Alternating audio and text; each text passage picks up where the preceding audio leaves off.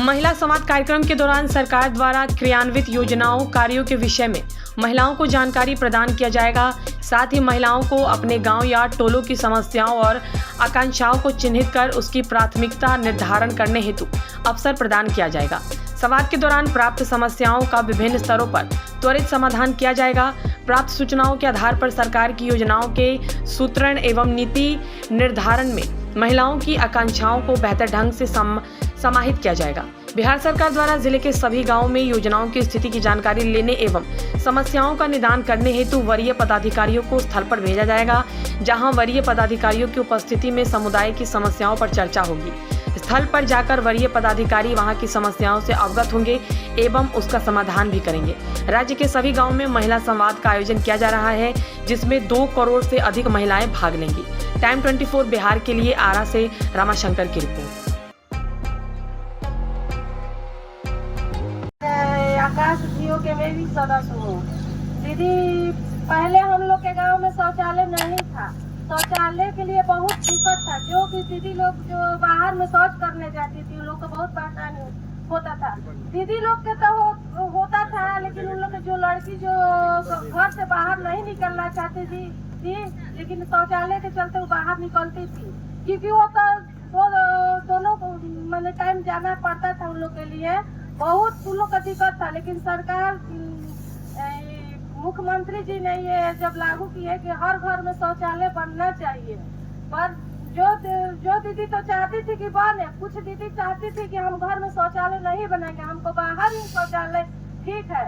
पर हम लोग दीदी लोग को जब हम लोग को अच्छा लगा कि घर में अपना इज्जत के लिए शौचालय जरूरी है। दीदी लोग के लिए हम लोग बोले घर में कि दीदी आप लोग शौचालय बनाइए, आप लोग का जगह जमीन है शौचालय बनाने के लिए। तो दीदी लोग बोलती थी कि नहीं, हम घर में शौचालय नहीं बनाएंगे, तू जा ना अपन घर में शौचालय बनाओ। तो कहनी कि ठीक बा दीदी, हम अपन घर में दीदी हमारे घर में जगह ना रहे शौचालय बनाने के, लेकिन हम शौचालय अपन घर में बने नहीं। एक ही को घर में दीदी लोग के आँख खुले के चलते जो जीविका के सब लोग आई लोग कहला लोग दीदी की रउआ घर शौचालय बनाई, रउआ शौचालय इतना कहत दीदी लोग तैयार नहीं थे होत लोग, लेकिन रउआ बनाए तो सब लोग बनाई। का करी दीदी, हमारे घर में जगह ना रहे, फिर भी जो घर में रहत रही वही घर में गड्ढा खोन के आ शौचालय के सब लोग बोलन कि दीदी सोखता शौचालय बनावे के बा, जो बाहर टंकी वाला शौचालय बने नहीं बनावे के। तो हम का करी, सोखता शौचालय बनाए खातिर घर में हमारे हस्बैंड हम दोनों कोई मिल के हमारे लड़की के बहुत शौक रहे कि घर में शौचालय बने। हमी के बाहर में बहुत शर्मिंदगी महसूस हो रहा बा, ऐसे कि लड़की पढ़े जात रही सोकनी के बुझात रहे कि हमके बाहर शौचालय करे के ना जाए के चाहिए, जो कि हमके शौचालय घर में चाहिए, लेकिन हमी के जगह ना रहे के चलते हमके घर में शौचालय ना बनत रहे।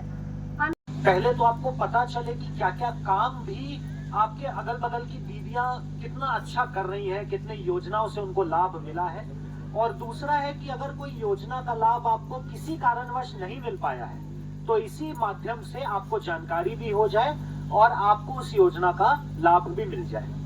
साथ ही साथ आप सभी दीदियों की जो मुख्य समस्या है उन सभी के बारे में भी जानकारी मिले, ताकि क्या अपेक्षा है, क्या आशा है, वो हम लोग जान सके और उसको तुरंत हम लोग क्रियान्वित करा सकें।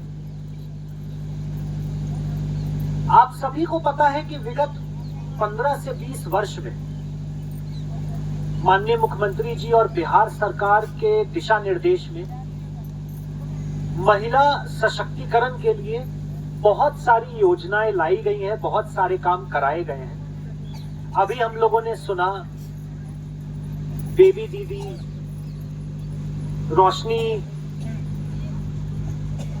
संगीता दीदी और अन्य दीदियों द्वारा जो बताया गया कि सतत जीविकोपार्जन योजना, मुख्यमंत्री बालक बालिका प्रोत्साहन योजना, साइकिल योजना, पोशाक योजना, 7 निश्चय में स्टूडेंट क्रेडिट कार्ड से, लोहिया स्वच्छ बिहार अभियान के अंतर्गत शौचालय से, प्रधानमंत्री आवास योजना से उनके जीवन में किस तरह बदलाव आया है। और पहले किस तरह से उनको मौका नहीं मिलता था कई चीजों को करने का, लेकिन इन सब योजनाओं से उनके जीवन के रहन सहन में भी बदलाव आया है और साथ ही साथ उनके पूरे परिवार का भरण पोषण भी अब दीदियां कर रही हैं। हमको मौका भी मिला है कई काम को देखने का। हम कोइलवर गए थे, जहां पर एक मानसिक अस्पताल है, जहां पे हम देखे कि बहुत बड़ा सिलाई का केंद्र है और वो सारी जीविका दीदियां चला रही हैं। पूरे बिहार